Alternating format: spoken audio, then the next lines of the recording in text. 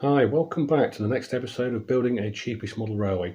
In the first episode I gave you a short overview of Wits End, my box farm model railway in its current form. This time we'll look at extension possibilities, but as I'm sure that many of you are aware of and some of you may not realise, the hardest part about building a model railway and the biggest question is, where do I put the track? How do I set it out? And so on and so forth. What's the plan? You can spend so much time on this decision process, you can sometimes get to the stage where you give in, throw some track down on the baseboard, do all the other stuff, build it and say it's done, stand back and realise that you really don't like it and rip it all up again. With the box file, you're really limited in what you can fit in such a small space. This is how I started. Basically a standard, normal office box file, and if I open the lid for you, just one moment.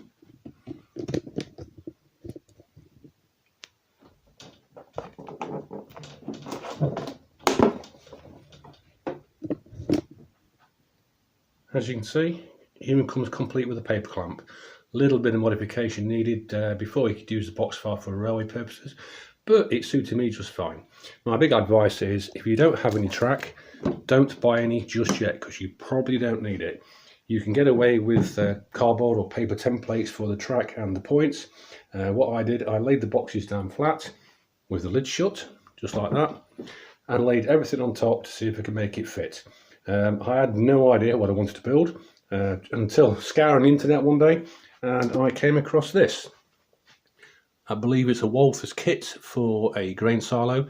I liked it so much that then became the focal point of my layout.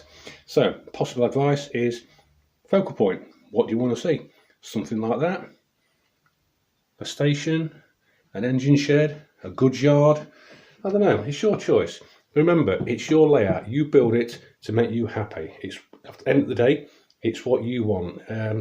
You can do what you like with it. You can run what you like. Don't have to stick to eras if you don't want to. Again, it's your choice. So what I'll do now, I'll give you an overview of the current track plan of Wits End. Let me just move that for you. So, in the first box, we have a very small fiddle yard, which contains, obviously, you can see there, 3 tracks heading out to a point, which then goes into another point. And bear in mind that all these points are Pico short radius initial frog. Most of the track, with the odd exceptions such as these here, is Pico set track, these being offcuts of Pico flexi track. We then run into the station there, obviously the buffer stops, and then on to the line that leads us into the silo section. You can see we've got 3 sidings here into the silo, again all controlled by Pico initial frog points. Now some person very kindly on an engaged forum said that I was missing something, which, as it happened, was a head shunt.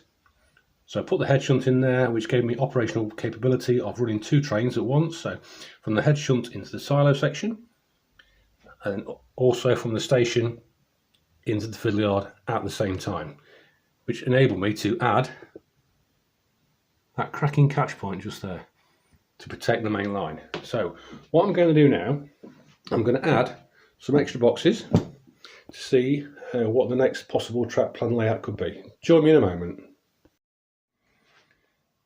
Okay, extra bits added. So as you can see, the silo section's there, station section, no fiddle yard. So onto the first extension box, second extension box, third extension box, and then the fiddle yard. So what I've done now, I've gathered together all the bits of track or points that I've had over time, and let's see what we can come up with, shall we?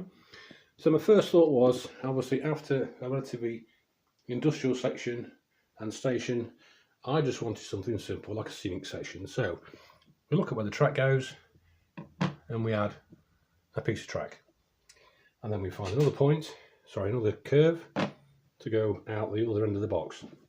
So now we have the makings of a curve. So just to make it look like it's joined, we find a short piece of straight track. You can either have one, which I don't at this minute in time, and we'll just put that on there so it looks like something else. Now I seem to have gained lots of bits and bobs over time, so next section I was thinking maybe a scrapyard. So let's find a point that would suit what I need. So we add that in there, so then we can go straight on if we need to. But if I have another spare point, which I think I do of the right hand, we could do that.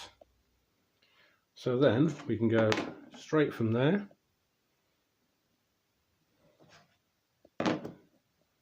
straight from there, and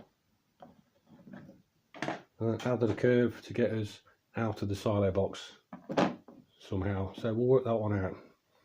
It's all a bit of give and take, a bit of jiggery pokery, but it all does work eventually. It looks a bit weird at the minute, but it will work if I make these points sit in the right place. So the next box is obviously another section there, but again, what do I want? This is going to be a scrapyard, hopefully.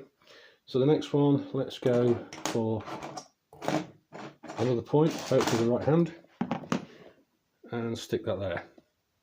So the line then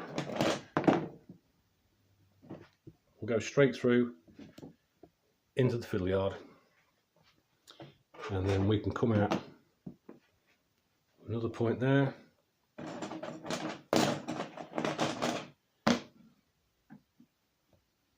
into another siding, and another siding there. So we have the basics of a track plan. Obviously there's a lot of messing around to make it all fit, but it will. So let's follow it down. So we'll leave the silo section with the freight, or freight train from there.